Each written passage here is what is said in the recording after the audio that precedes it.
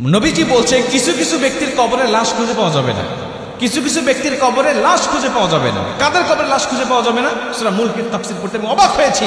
নবীজি বলছেন যখন কোনো ব্যক্তি দুনিয়া থেকে বিদায় নিয়ে চলে যায়, বুখারীর বর্ণনায় আসছেন আব্দু ইযা উদিয়া ফি কবরিহি, যখন কবরে মাইয়াতের লাশটা রাখার পরে তার আত্মীয় স্বজনরা জুতার ফিতার আওয়াজ করতে করতে হেঁটে হেঁটে চলে যায়, ওই মাইয়াত এই জুতার আওয়াজ শুনতে পায় যে আমার বাবা আমাকে মাটি দিয়ে চলে যাচ্ছে, আমার ভাই আমার কবরে মাটি দিয়ে চলে যাচ্ছে, আমার বন্ধু আমার আত্মীয় যাদের সাথে উঠা বসা করেছি, যাদের সাথে চলাচল করেছি, এরা আমাকে মাটি দিয়ে চলে যাচ্ছে শুনতে পারে। ওই শোনা অবস্থায় দুইজন ফেরেশতা তার কবরে উপস্থিত হয়। রবকে বলো তোমার দিন কি বলো, এই নবীকে তুমি চেনো কিনা, নবীর চেহারা ধরবে। ও যদি উত্তর দিতে পারে কবরটা জান্নাত হবে, যদি না দিতে পারে লাদ্রি বলে বলে যদি পিছনে আসে, যদি বলেন আমি চিনি না জানি না বুঝি না, তখন তার কবরটা জাহান্নামের গর্ত হবে। নবীজি বলেন কিছু কিছু কবরে গিয়ে দেখবে কবরের মধ্যে লাশ নেই। ফেরেশতারা বড় আশা নিয়ে আসছিল প্রশ্ন করবো আমরা, কারণ আল্লাহ তাদেরকে এই ডিউটি দিয়ে পাঠিয়েছে, কিন্তু প্রশ্ন করবে একে লাশ নেই। ফেরেশতারা তন্ন তন্ন করে খুঁজবেন, এপার ওপার করে খুঁজবেন।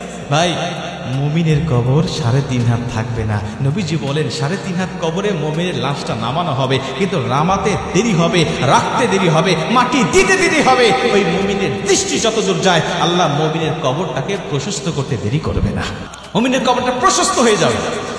এই প্রশস্ত কবরে ফেরেশতারা যখন তাকে খুঁজে পাবেন না, তারা তন্ন তন্ন করে খুঁজতে থাকবেন।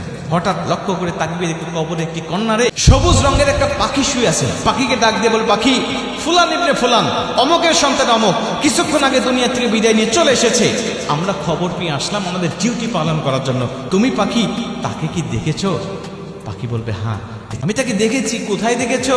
আরে সে তো আমার ডানার নিচে। পাখি বলবে সে তো আমার ডানার নিচে আরামের ঘুম দিয়েছে, প্রশান্তির ঘুম দিয়েছে, আমি তাকে ঘুম পাড়িয়ে রেখেছি। খবরদার তোমরা ফেরেশতার জোরে কথা বলো না, বান্দার ঘুমের বড় ডিস্টার্ব হবে। সে বড় ক্লান্ত শ্রান্ত দেহ নিয়ে দুনিয়া থেকে আল্লাহর ইবাদত করে কবর এসেছে, আমার আল্লাহ আমাকে পাঠিয়েছে তাকে পাহারা দেওয়ার জন্য, অতএব খবরদার জোরে কথা বলো না।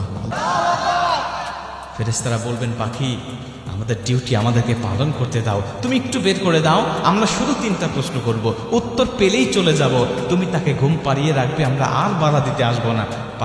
পাখিটি ডাক দিয়ে বলে ফেরেশতা শোনো, ও ব্যক্তি উত্তর দিতে পারবে কি পারবে না তোমরা কি জানো না? আমি পাখি ওর পক্ষ থেকে তোমাদেরকে উত্তরটা দিয়ে দিতে চাই, তারপরেও তোমরা তাকে ডেকো না। জোরে কান সুবহানাল্লাহ।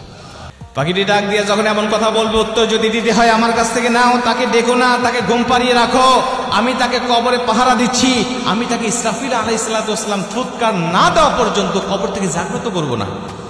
ফেরেশতারা ডাক দিয়া বলবেন দেখো তোমার কাছ থেকে উত্তর নিলে তো হবে না, আল্লাহ আমাদেরকে ডিউটি দিয়েছে, দায়িত্ব দিয়েছে তার কাছ থেকে উত্তর নেওয়ার জন্য। পাখিটি বলবে তোমার যদি সাধ্য থাকে তাহলে তুমি তাকে বের করে নাও, আমার ডানার তল থেকে তুমি তাকে খুঁজে নাও, তুমি আমার ডানার তল থেকে তাকে জাগ্রত করে নাও। ফেরেশতারা এপার ওপার করে পাখার ডানার নিচে তন্ন তন্ন করে খুঁজবেন। নবীজি বলেন কিন্তু ওই লাশটাকে ফেরেশতারা খুঁজে পাবেন না। মুসলমান ভাইরা রে আমার খুব মনোযোগ দিয়ে শুনে নেন, আল্লাহ পাকের কাছে তখন ফেরেশতারা ডাক দেয়া বলবে ও আমার আল্লাহ, এসেছিলাম অমুকের কবরের মধ্যে প্রশ্ন করার জন্য, আল্লাহ উত্তর নেওয়ার জন্য আমরা এসেছিলাম, কিন্তু কবরের মধ্যে এসে দেখি লাশটা খুঁজে পাওয়া যায় না। পাখি বলল ডানার নিচে আছে, কিন্তু ডানার নিচ থেকে তো বের করে দেয় না। আয় আমার মালিক কি করতে পারি বলো না। আমার আল্লাহ ডাক দিয়া বলবেন রে ফেরেশতারা শুনে রেখে দাও, তুমি জেনে রেখে দাও, দুনিয়ার সব কবরে যাবে, সবার কবরে প্রশ্ন হবে, সবার কবরে গিয়ে তোমরা উত্তর নিবে, কিন্তু আমি আল্লাহ পাক তোমাদেরকে স্পেশাল কিছু বান্দাদের তালিকা দিয়ে দিই, স্পেশাল কিছু বান্দা বান্দির তালিকা দিয়ে দিই, এদের কবরে যাবে না, এদের কবরে প্রশ্ন করবে না, এদের কোনো সওয়ালের প্রয়োজন হবে না, এদের কাছ থেকে জবাবের প্রয়োজন হবে না। যদি জবাবের প্রয়োজন হয় কবরে না গিয়ে তোমরা ফেরেশতা আমি আল্লাহর কাছে আসবে, আমি আল্লাহ ওই বান্দার পক্ষ থেকে তোমাদেরকে উত্তরটা দিয়ে দিব। আল্লাহু আকবার বলেন। নবীজি বলেন শুধু তাই না, শোনেন চমৎকার হাদিস। নবীজি বলেন এই কবরের মধ্যে তো পাহারা দিবেই, সূরা মুলকে আল্লাহ পাক একটা পাখির আকৃতি ধারণ করায়া পাখিটি ডাক দিয়ে বলে শোনো, আমাকে তোমরা কি দুনিয়ার সাধারণ পাখি মনে করেছো? আমি দুনিয়ার কোনো সাধারণ পাখি নয়, বান্দার স্পেশাল কিছু আমলকে আল্লাহ আমাকে বানিয়েছে, তার মধ্যে একটি আমল হলো বান্দার প্রতিদিন এশার নামাজের পরে একবার করে সূরা মুলক তেলাওয়াত করতো। আর ওই যে 29 নম্বর পারার 1 নম্বর পৃষ্ঠার থেকে যে সূরাটা শুরু হয়েছে মাত্র 30টা আয়াত বিশিষ্ট এই বান্দা প্রতিদিন তেলাওয়াত করতো। আল্লাহ এই সূরা মুলকে আমাকে এই কবরে পাঠিয়েছে, কবরে থাকবো আমি, তাকে ইসরাফিল আলাইহিস সালাতু ওয়াস সালাম যখন সিংহায় ফুঁক দিবে তখন তাকে জাগ্রত করব। কবরে, হাসরে, মিজানে, ফুলসিরাতে প্রত্যেকটা ধাপ পার করাইয়া এই বান্দাকে আল্লাহ জান্নাত দিবে না যতক্ষণ আমি আল্লাহর সাথে তর্ক করে করে বান্দাকে জান্নাতে ঢোকানোর চেষ্টা করতে থাকবো ততক্ষণ।